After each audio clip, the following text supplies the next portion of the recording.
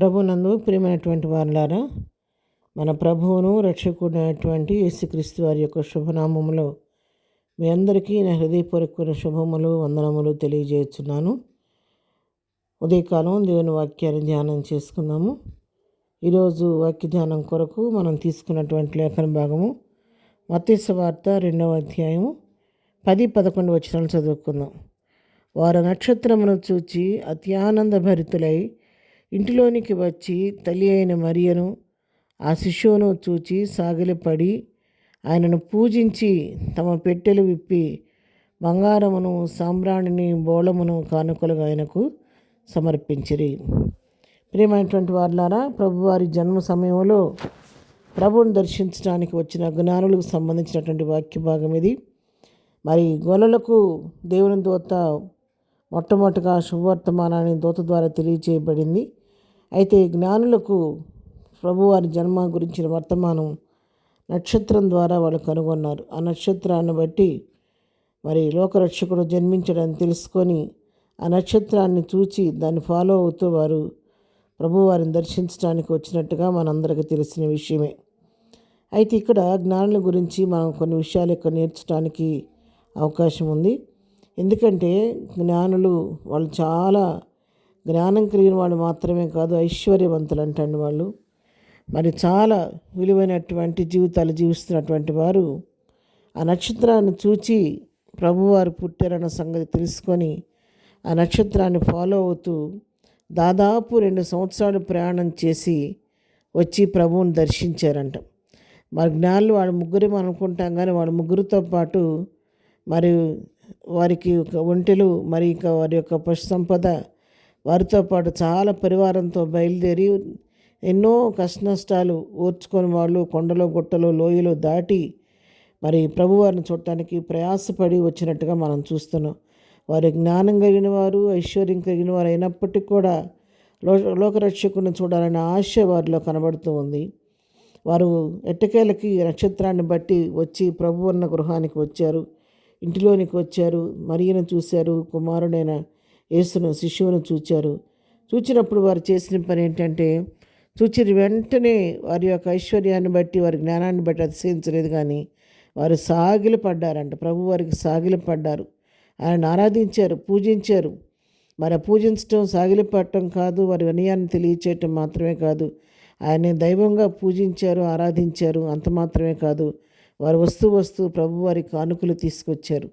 పెట్టెలు విప్పారు. పెట్టెలు విప్పి ఆ కానుకలు ఏమి తీసుకొచ్చారంటే వారు బంగారాన్ని తీసుకొచ్చారు, సాంబ్రాన్ని తీసుకొచ్చారు, బోళమును తీసుకొచ్చారు. ఈ 3 కూడా ప్రభువారి కానుకలుగా తీసుకొచ్చారు. ప్రియులారా, ఈ వాక్య భాగాన్ని మనం గమనించినట్లయితే దీనిలో చాలా గొప్ప మర్మం దాగి ఉంది.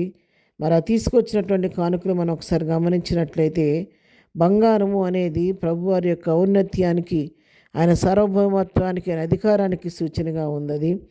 ఆయన సర్వలోక రక్షకుడు, ఆయన సర్వాన్ని ఏలేవాడన్న సంగతి తెలియచేస్తుంది. బంగారాన్ని ఆయన అధికారానికి, సార్వభౌమత్వానికి సూచనగా ఉంది. సాంబ్రాణి ఆయన మహిమకు, మరి యొక్క మహిమ ఐశ్వర్యానికి అది సాదృశ్యంగా ఉంది.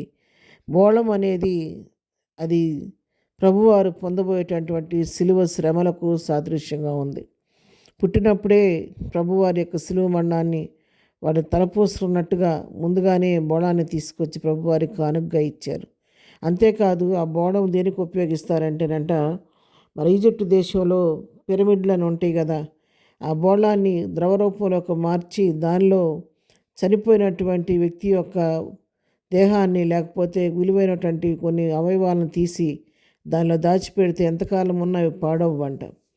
కాబట్టి ఆ విధంగా ఆ రోజున వాళ్ళు బోళం తీసుకొచ్చి దేవుని వాక్యం సెలవిస్తుంది, పరిశుద్ధులు నీవు కుళ్ళు పట్టనీయు అని వాక్యం సెలవిచ్చినట్లుగా ఆ రోజున వాళ్ళ బోళాన్ని తీసుకొచ్చారు. అది దీని ద్వారా మనం తెలుసుకోవాల్సిన సత్యం ఏంటంటే, వారు జ్ఞానులైనప్పటికీ ఐశ్వర్యవంతులైనప్పుడు అయినప్పటికీ ప్రభువుని చుట్టానికి వచ్చారు. పెట్టెలు విప్పారు. ఆ పెట్టెలు హృదయాలకు సాదృశ్యంగా ఉంది. కానుకలు తీసుకొచ్చి ఇచ్చారు. అవును, క్రిస్మస్ అంటే అసలు ఇచ్చుటనే అర్థం అండి. క్రిస్మస్ ఈజ్ గివింగ్, ఇవ్వటమే. ఏమి ఇవ్వాలి అంటే మనకు కలిగిన దానిలో నుంచి కొంత ప్రభు ప్రేమను బట్టి మనకంటే తక్కువ స్థితిలో ఉన్నవారికి, పేదలైన వారికి, విధవరాండ్రకు, అనాథలైన పిల్లలకు, మరి అవసరతలు ఉన్న వారికి మనలో ఉన్న దానిలో కొంత ఆ క్రిస్మస్ దినాన వారికి ఆ శుభ సందర్భంలో కొంతవరకు సహాయం చేసేవారిగా మనం ఉండాలి. Christmas is giving. క్రిస్మస్ అంటేనే ఇచ్చుట. జ్ఞానులు ఆ విధంగా వారు చేసి చూపించి మనకు మాదిరి చూపించారు. అంతేకాదు జ్ఞానులు వచ్చినప్పుడు యేసు పశువుల పాకలో లేడు, ఆయన ఇంటిలో ఉండరు, ఇంటిలోకి వచ్చి చూశారు. గ్రీటింగ్ కార్డ్స్లో కొన్నిసార్లు పశువుల పాక దగ్గర గొలలో జ్ఞానులను చూపిస్తారు. కానీ జ్ఞానులు వచ్చేసరికి దాదాపు 2 సంవత్సరాలు దాటిపోయింది. అప్పుడు యేసు ప్రభు వారు పశువుల పాకలో లేడు, ఆయన ఇంటిలో ఉన్నాడు. ఇంటిలోకి వచ్చి వారు చూసి కానుకలు ఇవ్వటం జరిగింది. ఉదయకాలం దేవుని వాక్యం వింటున్న ప్రియులారా, మరి క్రిస్మస్ దినాన ప్రభు కొరకు మనం ఏం కానుకగా ఇవ్వాలి? ఆయన బంగారం అడగట్లేదు, ఐశ్వర్యం అడగట్లేదు, ఆస్తి అంతస్తు హోదాలు అడగట్లేదు. కానీ ప్రభు ఉదయకాల సమయం అడిగేది ఏంటంటే, నీ హృదయాన్ని నాకు ఇవ్వమంటున్నాడు. కాబట్టి విలువైన కానుకలు ఏవి ప్రభువుకు అవసరం లేదు. కానీ నీ పాప రోత హృదయాన్ని ప్రభువుకి ఇస్తే దాన్ని పరిశుద్ధపరిచి తన రక్తంతో కడిగి పవిత్రపరిచి తన కుమారునిగా కుమార్తెగా స్వీకరిస్తాడు. మరి ఈ క్రిస్మస్ దినాల్లో మనం కూడా మన హృదయాలను తిరుద్దాము. ప్రభు కొరకు కానుకగా మన జీవితాన్ని సమర్పించుకుందాము. మనకంటే లేమిలో ఉన్నవారికి మనకున్న దాంట్లో కొంత ఇచ్చి జ్ఞానుల వలె కానుకలుగా ఇచ్చి వారికి కూడా సంతోషపడే విధంగా మనం కూడా కోఆపరేట్ చేద్దాము. ఈ ఉదయకాలం దేవుని వాక్యం అనేది వస్తుండగా మన హృదయాలు తెరిచి ప్రభు కొరకు మనం ఇవ్వగలిగిన కానుకను ప్రభు చిత్తానుసారంగా ఆత్మీయమైన కానుకలు ప్రభుకు అప్పగించి దేవుని మహింపరిచేవారుగా పేదలకు సహాయపడేవారు ఉండాలని ఈ వాక్యం ద్వారా మనం హెచ్చరించబడుతున్నాం. కాబట్టి ఆ విధంగా చేసి ప్రభు కృప పాత్రలు అవుదాము. ప్రభు కృప మనకు తోడై ఉండును గాక. ప్రార్థన చేసుకుందాం.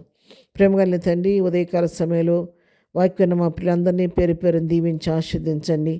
మేము కూడా ప్రభా జ్ఞానుల వలె నేను చూడాలనే ఆశ తప్పన మాలో పెట్టండి. విధేయులమే నీకు లోబడే మనసు మాకు దయచేయండి. మేము కూడా మా హృదయం అనే పేట్లను విప్పినాయన నీ కొరకు మా హృదయాల్లో నీకు చోటిచ్చేవారంగా, అంతేకాదు నీ కొరకు మేము త్యాగముగా చేయగలిగినటువంటి త్యాగపూరితమైన కార్యాలు చేసేవారంగా, నీ కానుకలు ఇచ్చేవారంగా ఉండటానికి సహాయం చేయండి. అంతేకాదు మాకంటే లేమని ఉన్నవారిని ఆదరించే మనసు కూడా మాకు దయచేయమని ఉదయకాల దీవులతో ప్రతిభటన దీవించి ఆశీర్దించండి.